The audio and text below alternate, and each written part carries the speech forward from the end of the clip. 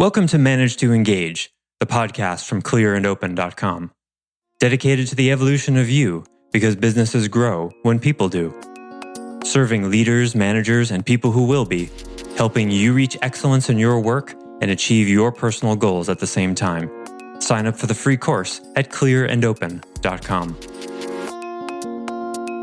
The manager's role is to help the person discover and make room for the discomfort and push through it. Forget business, it's in life. As a parent, you have to learn how to set aside your emotional needs to competently do your job, right? It's in life itself.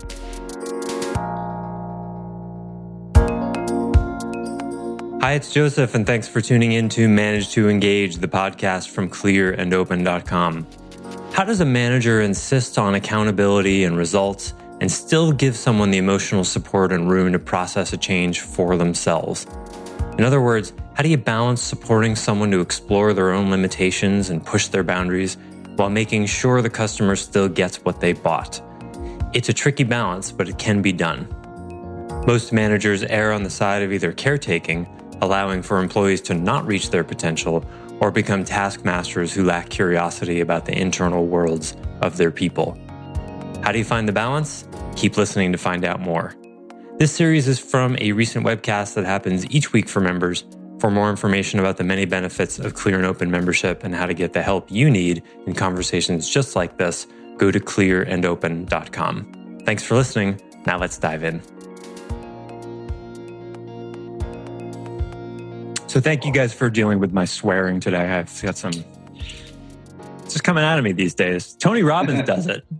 Tony Robbins could swear and make and be using the F word all over a movie he releases internationally, and so can I, damn it. And face to face when he's like 6'12". Yeah, I know. Like to someone who's 5 foot tall. I know. Yeah. So don't forget that you have to train people how to be employees. You're training people how to be employees sometimes. And it's kind of tricky. Like if they're uncomfortable about something or having a difficult time with it, it's a tricky middle ground to say, to honor the emotion and honor the discomfort and support the person to not be stopped by it. That's an and. And because what most people do is they'll either completely repress the emotion and not even look at it, which creates different problems. It'll leak out somewhere else. Or they'll do this other thing we're talking about is they'll use the emotion as a reason to not do their job, which is more common. And then the manager, I've swung in two different directions. Not give a damn about why, the why behind it, and that hasn't helped. Or care so much about the why that I haven't held them accountable to the end result. Beautifully said. And so here we are. This is really the essence of what I wanted to get to today. Thank you for all of your help. This is where we have arrived at. This is the thing. The manager's role is to help the person discover and make room for the discomfort and push through it. That's the and. So if they're not doing something and it's because they're uncomfortable and the manager talks with them about it, invests some resources in helping them move through it, gives them the experience of being heard, listened to, that there's room for that. And all of that is inside a container of, at the end of the day, the show must go on. So you make some room for it, but not infinite room. You're not a therapist. Therapists can say, hey, we can talk about this every week for 20 years. And when you're ready to take that step, you're ready to take that step. Now, some therapists won't do that. Some will. It's really interesting. Where on that continuum, what's right? This is one of the most central questions to coaching, to therapy. How hard is it reasonable to push someone? There's no right answer to that. Everybody's different. One of the hardest things I do is, in the name of pushing people toward a breakthrough, embarrass the hell out of them through exposure without going into the realm of humiliation, in which will have a backfire effect and they'll shut down and hate me for it. That's really tricky. And I've made plenty of mistakes in the past with it. Honestly, a year from now, I don't know if I'll push that far because it takes a lot out of me. It makes me really nervous because it's hard. It's really hard to squeeze someone in. But if you've got an employee and there's serious results that are on the line, and you've invested 10 years into that employee, and you want them to break through, that may be worth it to you to push them that hard. Just to know you've put everything on the table. The last conversation I had with my ex-wife, I did something like that. And every time I look back on that relationship and I think, oh, was there a way we could have made it work? Maybe I missed out. Maybe I should have stayed in it. And I think about that last email I wrote her and I go, no, I said everything I needed to. And she didn't respond the way I needed. And that was it. And so that's another plus side. You did everything you could when you go that far with people. It is a fine line. Yeah. So again, the manager's role is to make room for and encourage people to talk about their own emotional discomfort without ever letting that get bigger than the job, because the show must go on. Because the customers don't care about the discomfort of your employees. Yeah. If you want to run a charity and give away stuff for free, you can do it. But if you charge money, you've guaranteed competence. That's how it works. And ask any parent, right?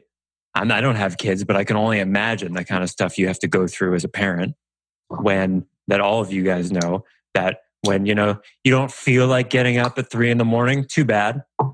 You really need some time for yourself because you've been, working 24 hours a day, serving other people. Too bad.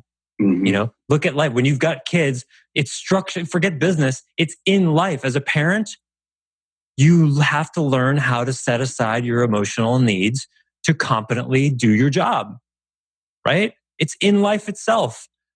You really need to sleep through the night? Too bad. Your 18-month-old has other needs. Too bad, right? So it seems to me obvious that in all through our life, we're constantly being tested to say, can you be competent even though you're uncomfortable? Not all the time, otherwise we'd be completely miserable, but often enough that it's a skill. It's a skill. It's a skill that your employees should want to learn. And goes back to values. That's a company value thing. How do you apply this? Where do you have difficulty with it? Where do you have employees who expect to be coddled, that are using excess management resources because they're being cowards?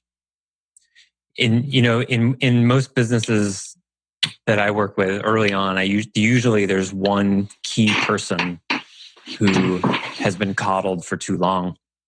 For every 10 or 15 employees, there's usually one employee who's being coddled, who, there's a long history there or a family relationship, and they're just not pushing through their discomfort.